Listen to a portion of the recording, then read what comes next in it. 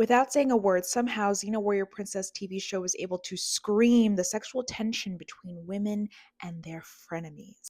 Now, of course, they are more than frenemies. They're not friends at all. They're complete enemies, foes. But every time Xena Warrior Princess had a foe that was of a particular level of vileness, there was a note of sexual tension between Xena and her foe.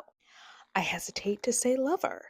This really requires a Substack article, but I'm just going to dip in a little quick. It started with Callisto, one of Xena's victims. Callisto was a loving, happy child until Xena murked her whole family. So there's this level of intimacy in Callisto's thirst for revenge against Xena. She obsesses about her. She's the only person she thinks about. And it goes back to the idea of the fine line between love and hate. The more time you spend thinking about a person, the more they become a part of you. Now, Alti was another story. She was not harmed by Xena. In fact, it was the other way around. Xena was impressed by Alti's cruel nature as she aspired to be that level of cruel. But then she became pregnant and reconsidered that level of insanity. But Alti wasn't having that. She was like, "You are mine." Again, with this obsession with someone you hate, you are perhaps jealous of. Alti ended up coming in between Xena and her lover, who was a man at the time, and her baby daddy. She wanted Xena all to herself. She wanted Xena to be this super big, bad, evil person alongside her.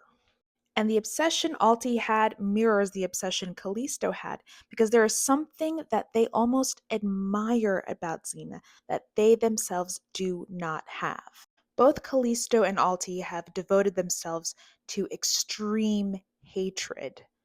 And I would argue that deep down, they admire Xena's duality, the ability to dance in between her dark and light nature.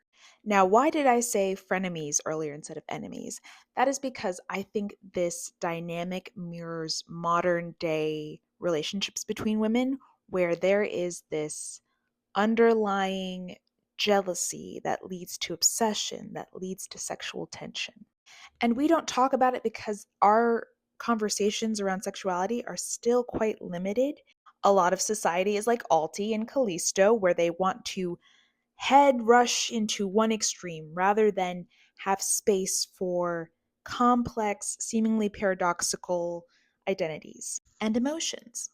All in all, I think everyone should watch Xena the Warrior Princess. Yes, you can get past the first season of uncomfortable CGI effects or attempts at CGI effects because it is worth it to examine the human spirit and campy sexuality.